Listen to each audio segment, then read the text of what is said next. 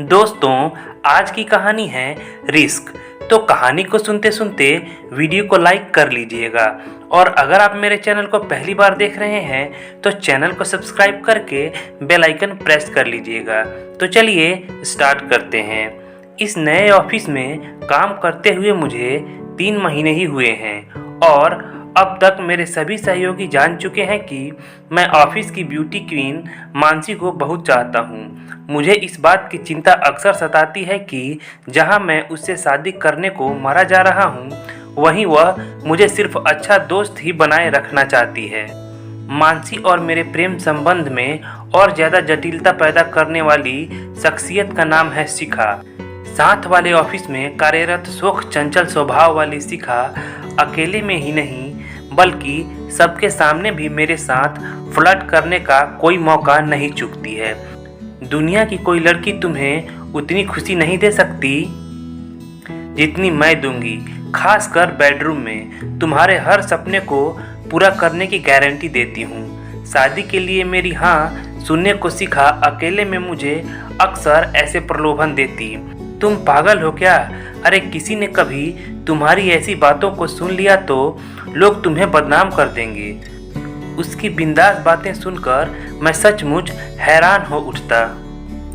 मुझे लोगों की कतई परवाह नहीं और यह साबित करना मेरे लिए बहुत आसान है कि मैं गलत लड़की नहीं हूँ। तुम यह कैसे साबित कर सकती हो?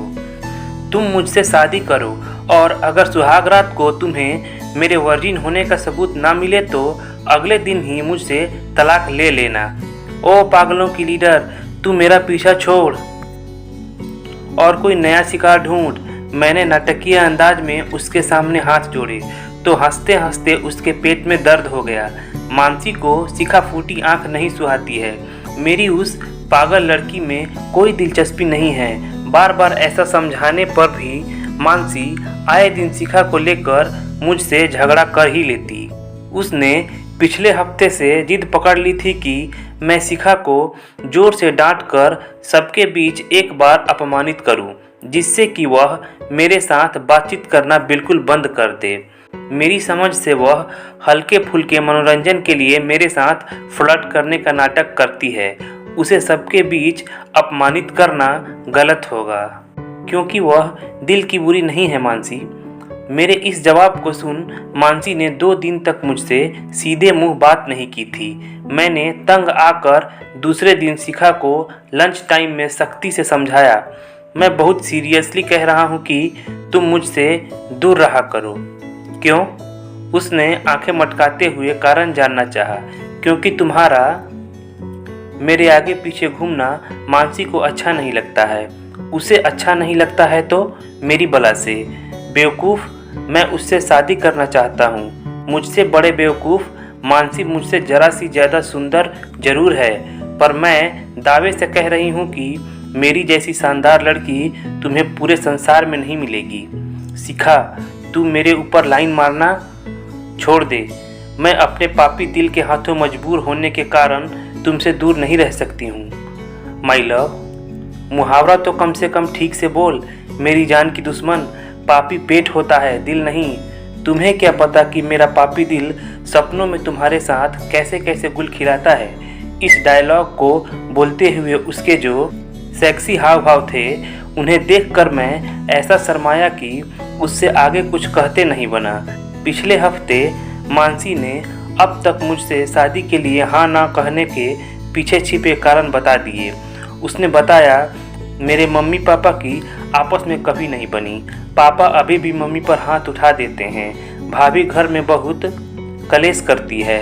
मेरी बड़ी बहन अपने 3 साल के बेटे के साथ मायके आई हुई है क्योंकि जीजा जी किसी दूसरी के चक्कर में पड़ गए हैं। समाज में नीचा दिखाने वाले इन कारणों के चलते मुझे लगता था कि अपनी शादी हो जाने के बाद में अपने पति और ससुराल वालों से कभी आंखें ऊंची करके बात नहीं कर पाऊंगी।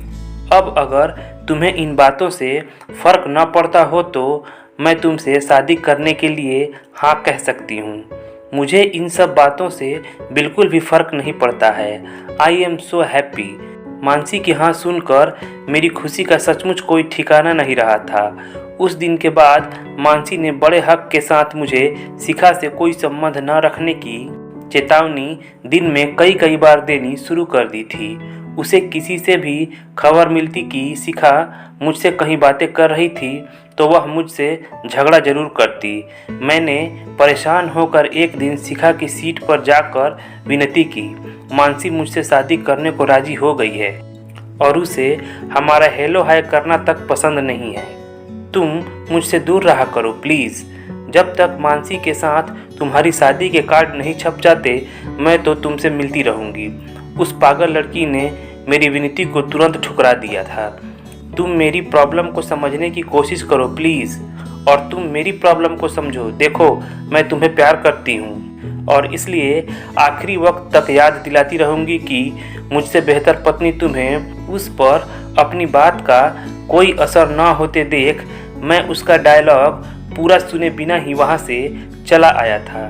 किसी झंझट में न फंसने के लिए मैंने अगले हफ्ते छोटे से बैंक्वेट हॉल में हुई अपने जन्मदिन की पार्टी में शिखा को नहीं बुलाया। पर उसे न बुलाने का मेरा फैसला उसे पार्टी से दूर रखने में सफल नहीं हुआ था।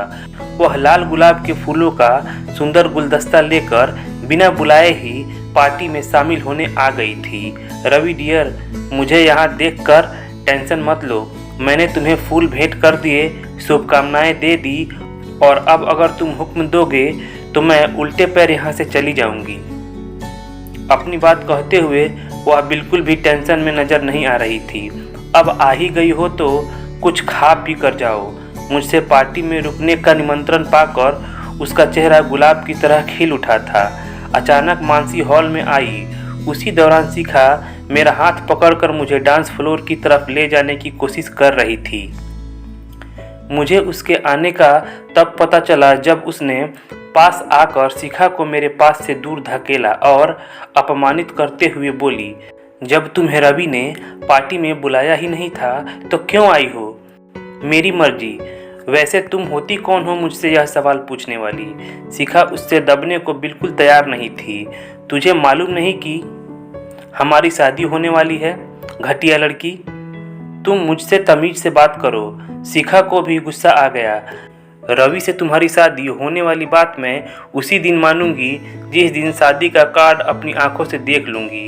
तुम्हारे जैसी जबरदस्ती गले पड़ने वाली बेशरम लड़की मैंने दूसरी नहीं देखी। कहीं तुम किसी वेश्या की बेटी तो नहीं हो? मेरी माँ के लिए अब सब निकालने की तुम्हारी हिम्मत कैसे हुई? वह मानसी की तरफ झपटने को तैयार हुई तो मैंने फौरन उसका हाथ मजबूती से पकड़कर उसे रोका। इसे इसी वक्त यहाँ से जाने को कहो रवि, मानसी ऊंची आवाज में कहकर उसे बेइज्जत कर रही थी। तुम जरा चुप करो, मैंने मानसी को जोर से डांटा और फिर हाथ छुड़ाने को मचल रही शिखा से कहा, तुम अपने गुस्से को काबू में करो। क्या तुम दोनों ही मेरी पार्टी का मजा खराब करना चाहती हो?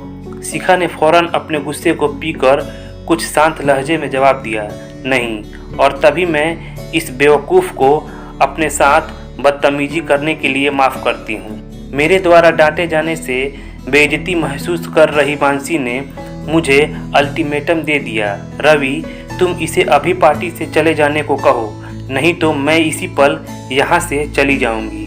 मानसी छोटे बच्चे की तरह जिद मत करो। उसने मुझे टोक कर अपनी धमकी दोहरा दी, अगर तुमने ऐसा नहीं किया तो तुम मेरे साथ घर बसाने के सपने देखना भूल जाना। तुम अपना घर बसाने की फिक्र ना करो माई लव, क्योंकि मैं तुमसे शादी करने को तैयार हूँ। शिखा ने बीच में ही यह डायलॉग बोलकर बात को और बिगाड़ दिया था। तुझ जैसी कई थालियों में मुंह मारने की शौकीन लड़की से कोई इज्जतदार युवक शादी नहीं करेगा। मानसी ने उसे अपमानित करने वाले लहजे में बोली, तुम जैसी आवारा लड़कियों को आदमी अपनी रखैल बनाता है, पत्नी नहीं। अपने गुस्से को काबू में रखने की कोशिश करते हुए शिखा ने मुझे सलाह दी, रवि तुम इस कम अक्ल से तो शादी मत ही करना। इसका चेहरा जरूर खूबसूरत है पर मन के अंदर बहुत ज़्यादा जहर भरा हुआ है। तुम इसे फौरन पार्टी से चले जाने को कह रहे हो या नहीं? मानसी ने चिल्लाकर अपना अल्टीमेटम एक बार फिर दोहराया। तो मेरी परेशानी व उलझन बहुत ज़्यादा बढ़ गई। मेरी समस्या सुलझाने की पहल सिखाने की। रवि, तुम टेंशन मत लो, पार्टी में हंसी खुशी का माहौल बना रहे इसके लिए मैं यहाँ से चली जाती हूँ। Happy birthday once again. मेरे कंधे को दोस्ताना अंदाज में दबाने के बाद वह दरवाजे की तरफ बढ़ने को तैयार हो गई थी। मैं तुम्हें बाहर तक छोड़ने चलूँगा, ज़रा 2 मिनट के लिए रुक जाओ प्लीज़। तुम इसे बिल्कुल भी बाहर तक छोड़ने नहीं जाओगे। मानसी के चेहरे की खूबसूरती को गुस्से के हाव भाव ने विकृत कर दिया था। मैंने गहरी सांस ली और मानसी के पास जाकर बोला, मेरी ज़िंदगी से निकल जाने की तुम्हारी धमकी को नज़रअंदाज करते हुए मैं अपने इस पल दिल में पैदा हुए ताज़ा भाव तुमसे ज़रूर शेयर करूँगा। सच यही है कि आजकल मेरी ज़िंदगी में सारी टेंशन तुम्हारे और सारा हंसना मुस्कुराना शिखा के कारण हो रहा है। तुम्हारी खूबसूरती के सम्मोहन से निकलकर अगर मैं निष्पक्ष भाव से देखूं तो मुझे साफ महसूस होता है कि यह जिंदा दिल लड़की मेरी ज़िंदगी की रौनक बन गई है। Go to hello.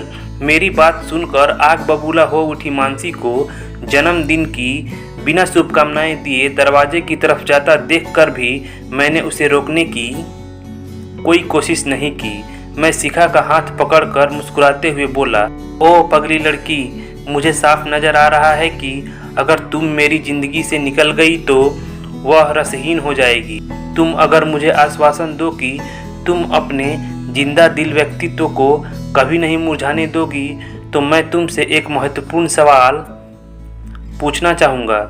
My dear Ravi, मैं तुम्हारे प्यार में हमेशा ऐसी ही पागल बनी रहूँगी। प्लीज़ जल्दी से वह खास सवाल पूछो ना। वह उस छोटी बच्ची की तरह खुश नज़र आ रही थी जिसे अपना मनपसंद उपहार मिलने की आशा हो।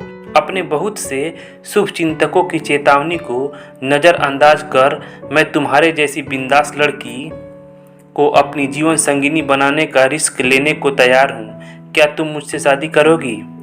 हुर्रे, मैं तुमसे शादी करने को बिल्कुल तैयार हूँ माय लव। जीत का जोरदार नारा लगाते हुए उसने सबके सामने मेरे होठों पर चुंबन अंकित कर हमारे नए रिश्ते पर स्वीकृति की मुहर लगा दी थी। तो दोस्तों, अगर कहानी अच्छी लगी हो तो लाइक ज़रूर कर दीजिएगा और चैनल को सब्सक्राइब कर लीजिएगा अगर आप कहानी सुनने के शौकीन हैं। तो चलिए मिलते हैं अगले कहानी वाले वीडियो में। धन्यवाद।